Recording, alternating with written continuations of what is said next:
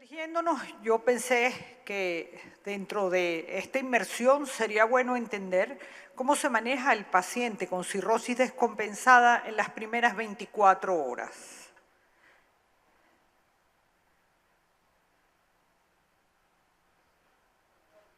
¿Pasa? No pasa. Ah, ya. Ok, perdón, siempre ocurre lo mismo. En la tercera no va a ocurrir. La cirrosis descompensada es una causa frecuente de consulta en la emergencia. Los pacientes cirróticos tienen necesidades complejas y esto puede llevar a estancias hospitalarias largas, y un paciente descompensado tiene también la probabilidad de morir en una hospitalización. Existe una crisis de atención en enfermedades hepáticas, como les dije en la primera conferencia. No hay suficientes hepatólogos. Teóricamente, en ningún país desarrollado se va a encontrar un hepatólogo en la emergencia. Las emergencias de los cirróticos no son manejadas por personal especializado. El 80% de los hepatólogos están en centros universitarios. La mortalidad de las enfermedades del hígado sigue en aumento, mientras la mortalidad por otras enfermedades ha disminuido. Yo tuve la oportunidad de trabajar 3 años en el Reino Unido como hepatólogo y me llamó la atención esta forma de estandarizar el cuidado del cirrótico que entra a la emergencia. Ahí se hizo una auditoría de todos los pacientes cirróticos descompensados que entraron a la emergencia. Se llamaba NICEPOT en el 2013, midiendo las unidades, y ellos estaban preocupados porque encontraron que la mitad de los pacientes recibieron un cuidado subóptimo y que más de la mitad de los pacientes que fallecieron se pudo haber hecho algo para prevenir esa muerte. Entonces ellos exigieron a la Sociedad de Gastroenterología Británica alguna idea cómo deben mejorar esta atención de pacientes en las emergencias. Ellos revisaron y vieron que, por ejemplo, la mitad de los pacientes no tenían terlipresina, no tenían paracentesis diagnóstica. Los pacientes con insuficiencia renal, ningún medicamento nefrotóxico fue suspendido. Entonces, entendemos que la cirrosis descompensada el paciente que ingresa en esas condiciones tiene riesgo de morir. Y la define un gradiente venoso de presión hepática de más de 10 milímetros de mercurio, que es cuando se forman las varices y el paciente pasa de esa etapa de compensación a descompensación. Y si sube a más de 20, ese paciente va a sangrar, resangrar, a pesar de tratamiento endoscópico, y probablemente necesite otro tipo de tratamiento como TIPS. Podemos hacer el diagnóstico o entender qué tan cerca está el paciente de esa descompensación. Aquí el FibroScan nos ayuda y se relaciona el punto de quiebre para pasar de cirrosis compensada a cirrosis descompensada es 20 kilopascales. Y aquí entendemos que el paciente está cada vez más cerca de esa línea final, que es descompensación o muerte. Un paciente compensado puede vivir alrededor de 12 años. La mortalidad aumenta en la medida que la enfermedad avanza y se promedia una sobrevida de 2 a 4 años en estos pacientes descompensados en el mejor de los escenarios. El problema es que muchos pacientes vienen a la emergencia o con trastornos del estado de conciencia, con infecciones, y no son reconocidos como cirróticos. Y esto empieza con una buena historia médica, revisar las imágenes previas, la ecoestructura del hígado, si tiene esplenomegalia, interrogar, ¿es usted diabético? ¿Usted consume alcohol? El examen físico y evaluar los exámenes de sangre para ver si existe trombocitopenia. Dentro del interrogatorio de ese paciente que llega con trastornos del estado de conciencia o con hematemesis o melena, es importante tratar de entender, aún quizás no catalogado completamente o identificado como cirrótico, si ha habido una nueva medicación que explique este trastorno del estado de conciencia, si el paciente está infectado, si tiene constipación que puede precipitar la encefalopatía, si el paciente ha estado consumiendo activamente alcohol. Y un estudio de imágenes nos ayuda a entender si una trombosis venosa portal puede ser la responsable de ese sangrado agudo de un paciente que egresamos hace poco de la clínica. El evento precipitante más frecuente, 1/3 de los pacientes se descompensan por sepsis o ingesta activa de alcohol o alguna clase de medicamento neurotóxico. La intervención temprana, con esta guía que diseñó la Sociedad Británica de Gastroenterología, tenía la finalidad de mejorar el pronóstico del paciente. Aquí vemos nuevamente cómo la mortalidad en cirrosis descompensada, de acuerdo al tipo de complicación, va aumentando. Entonces, ellos diseñaron esto, lo llamaron Care Bundle, como paquete de medidas. Es un checklist en donde en las emergencias se aplica en las primeras 24 horas en los pacientes que ingresan descompensados. Todas estas herramientas nos aseguran que se hagan las investigaciones apropiadas. Uno no puede, hay muchos gastroenterólogos, internistas, tratar de entender todas las complicaciones de la cirrosis requiere cierta dedicación, tiempo, y esta guía realmente es muy práctica. Yo la usé para enseñar, la usé en Venezuela y la tratamos de implementar. Nada más queremos un checklist y ahora lo vamos a desglosar un poco. Este es el checklist. Yo lo había hecho en español, pero se perdió en el ciberespacio, así que seguimos hablando de esto, pero con la traducción en inglés. No pasa, ¿no? Ok, ya pasó. Entonces, ¿cuál es la primera parte de esa hoja que les mostré? Primero, las investigaciones iniciales. La cirrosis descompensada es una emergencia médica. Las intervenciones efectivas salvan vidas, reducen la estancia hospitalaria. Y esta lista que les voy a mostrar es recomendable que sea completada en las primeras 6 horas del paciente en la emergencia. NEWS es una escala para medir signos vitales, se piden una hematología completa, urea, creatinina, electrolitos, pruebas hepáticas, coagulación, glicemia, calcio, fósforo, magnesio. Y usted va marcando lo que va pidiendo. Como 1/4 de los pacientes se descompensa por sepsis, hemocultivo, examen de orina, rayos X de tórax para descartar infección respiratoria o urinaria. Ultrasonido abdominal para evaluar la ecoestructura hepática, lesión focal hepática, trombosis de la porta o presencia de ascitis, proteína C reactiva, e inmediatamente una paracentesis diagnóstica. Y ahí uno va marcando, ¿se hizo o no se hizo? Es importante evaluar cuánto alcohol ha tomado ese paciente. Ese paciente confundido que llega a la emergencia puede tener abstinencia y puede tener una convulsión delante de nosotros. Y el interrogatorio es vital para tratar la abstinencia con benzodiazepinas.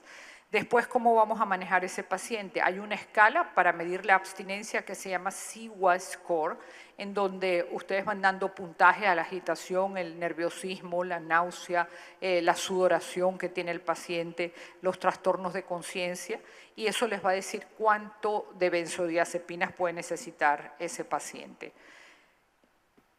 Ahora, este tema de la ingesta de alcohol, hay también calculadoras, hay apps con calculadoras de alcohol, pero en general una ingesta aumentada son más de 8 unidades de alcohol, lo que quiere decir una botella de vino diaria o más de 4 cervezas. Como les dije, la infección tiene que ser descartada y ya a estas alturas tendremos un resultado de ese citoquímico de líquido acítico. Las veces que no he hecho punción en un paciente cirrótico que ha entrado a la emergencia me he arrepentido. Es una oportunidad única para evaluar la sensibilidad y tratar de aislar alguna bacteria para darle el antibiótico específico. Una vez que llegue el contagio celular, iniciamos empíricamente antibióticos y albúmina humana, 1,5 gramos por kilo peso en las primeras 72 horas. Esta intervención reduce las complicaciones y mortalidad por insuficiencia renal del 30 al 10%. Las guías americanas, europeas, no recomiendan pedir ningún perfil de coagulación para hacer una paracentesis diagnóstica. Apenas llega el paciente, no podemos estar esperando un perfil de coagulación. Uno puede colocar una pequeña aguja, sacar un poco de líquido, 10-20 cc, mandar a cultivar y pedir citoquímico y albúmina. No toda citis en un cirrótico es siempre por hipertensión portal. La sepsis, como les dije, es la primera causa de muerte y los cirróticos no necesariamente hacen fiebre, no elevan la PCR y no necesariamente hacen leucocitosis. Por eso es importante el cultivo en estos pacientes. Esto fue hecho en el 2013, hay nuevos conceptos para enfermedad renal, pero en general el paciente cirrótico puede estar complicado con hiponatremia y hay que identificar si este paciente tiene la creatinina en ascenso. Si es un paciente que hace 7 días tenía 0,7 y viene a la emergencia con un 1,3, ese paciente tiene que ser evaluado. Se hace un reto de líquidos, preferiblemente con albúmina, se cuantifica la diuresis y se esperan unas 6 horas. Si no hay respuesta, hay que escalar y probablemente solicitar una evaluación adicional por el especialista. Sangrado agudo varicial es también otra catástrofe. Aquí tenemos a la que se enfrentan los gastroenterólogos día a día. Es básicamente la emergencia del gastroenterólogo. Como siempre, la guía en el 2013 recomendaba resucitación para mantener la perfusión tisular, hay que mantener una volemia adecuada. Aquí decían prescribir terlipresina. Baveno nos ha dicho que terlipresina, octreótido, somatostatina son exactamente iguales. En el pasado se creía que la terlipresina era superior para la prevención, para el control del sangrado y prevención del resangrado. Los antibióticos hay que prescribirlos. Ceftriaxona está bien, 2 gramos o 1 gramo cada 24 horas, porque los cirróticos, no necesariamente con sepsis, ellos hacen bacteriemia crónica y esta bacteriemia altera la hemostasia local y sistémica y se han hecho estudios con tromboelastogramas en donde se evalúan todos los factores de la coagulación y cuando usted da antibióticos toda la coagulación empieza a mejorar. Esta es la única intervención que reduce el resangrado, controla el sangrado y la mortalidad en el paciente cirrótico. Ahora, esto de las transfusiones ha cambiado un poco en relación a los tiempos de protrombina, INR y plaquetas. El paciente cirrótico sangra por hipertensión portal, no por coagulopatía. Se mantiene la transfusión restrictiva de sangre. El paciente cirrótico debe tener una hemoglobina entre 7,5 y 8 óptimo. Se ha demostrado que sobretransfundir estos pacientes aumenta el riesgo de resangrado. Lo que se puede evitar sondas nasogástricas, suspender los inhibidores de bomba, estos aumentan el riesgo de infecciones y encefalopatía hepática. Se puede vaciar el estómago con eritromicina endovenosa, metoclorpropramida e incluso lactulosa aumenta el vaciamiento gástrico y la salida de sangre del estómago. En los pacientes, si bien les dije que un cirrótico descompensado eco es importante, en un paciente con sangrado agudo varicial, las guías de Baveno recomiendan angiotomografía lo más rápido que se pueda porque uno no sabe la evolución que puede tener ese paciente y si puede ameritar o no TIPS temprano. La intubación sigue estando recomendada en pacientes con trastorno del estado de conciencia y sangrado activo y lo importante es extubar rápidamente a estos pacientes. Aquí esto es para recordarles que el sangrado ocurre por aumento de presión portal y la finalidad del tratamiento debe ser reducir la presión, no corregir la coagulación, porque si damos plasma, plaquetas, hemoderivados, aumentamos la presión y ese paciente va a resangrar. El secreto es terlipresina y mantener una estrategia restrictiva transfusional. La endoscopia debe ofrecerse lo mejor posible en un paciente estable en las primeras 12 horas. Otro punto importante reciente en Baveno es iniciar la vía oral tempranamente, por lo menos si podemos iniciarla en las primeras 3 horas. Lo que pasa que después de una hemorragia yo creo que todo el mundo sale cansado a su casa y se deja el paciente en dieta absoluta. Es un mito que la comida pueda raspar la varice y que se pueda salir la liga. Mientras más temprano iniciemos la dieta oral, esto se ha demostrado que acorta la hospitalización del paciente y la aparición de complicaciones. La sarcopenia aumenta la mortalidad, las infecciones y la encefalopatía hepática. Entonces, lo nuevo en Baveno es nutrición temprana. Otro punto crítico es el anestesiólogo. Cada vez que se va a hacer una ligadura varicial en un sangrante cirrótico, siempre hay alguien diciéndonos que no lo puedes meter porque tiene que tener la hemoglobina en 10, las plaquetas sobre 50 y el INR corregido. Este trabajo demostró, hecho por Reyberger en Viena, lo hizo en forma electiva, no lo hizo en el setting de emergencias porque era más difícil.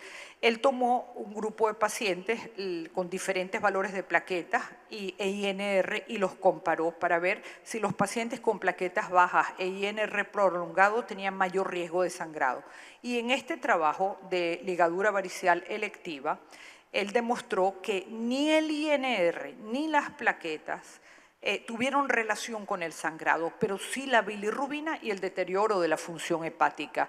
Pacientes con MELD altos o Child-C eran los que tenían riesgo de sangrado y pacientes con bilirrubina elevada. Entonces, yo recomendaría esa referencia en el caso de un sangrado agudo variceal para negociar con los anestesiólogos. Esto ya les mencioné de las plaquetas, de los inhibidores de bombas. Hay que considerar TIPS en forma temprana en pacientes con Child-Pugh-C menos de 14 y Child-Pugh-B más de 7, entre 7 y 14 con sangrado agudo variceal. Por eso es importante la angiotomografía y eventualmente un ecocardiograma para excluir cualquier otra contraindicación para TIPS. La encefalopatía, como les dije antes, en este checklist hay que ver qué fue lo que precipitó esa encefalopatía e iniciar tratamiento con lactulosa de 20 a 30 cc cada 6 o cada 8 horas o enemas de fosfato. En el Reino Unido no está aprobada los enemas de lactulosa, pero en Venezuela, y me imagino que aquí se puede dar un enema con 2 frascos de lactulosa disueltos en 300 cc de solución. La encefalopatía no solo debe tratarse, sino identificarse qué fue lo que descompensó a ese paciente.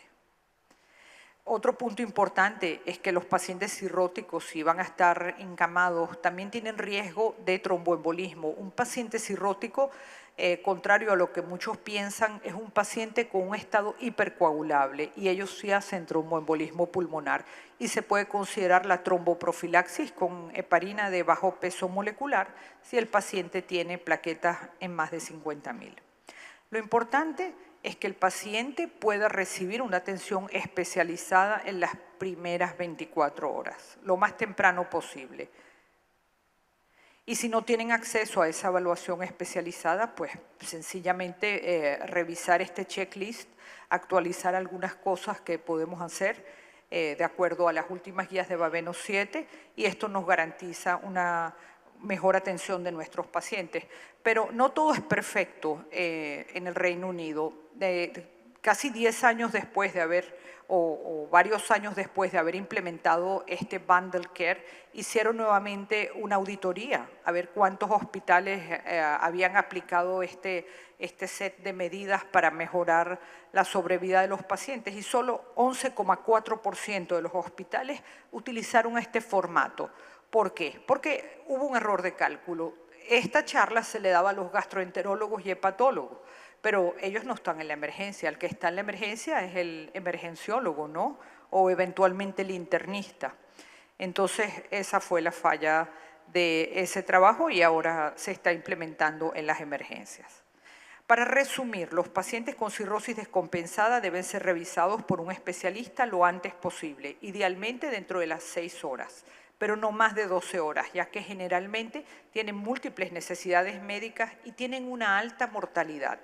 Los pacientes se debe considerar escalar a un nivel más alto si el paciente sigue hemodinámicamente inestable, oligoanúrico o si sigue con trastornos de conciencia. Especialmente aquel paciente que el familiar le dice que una semana antes estaba caminando y tenía un buen estatus funcional y llega a la emergencia inconsciente, probablemente sarcopénico, taquipneico, hipotenso.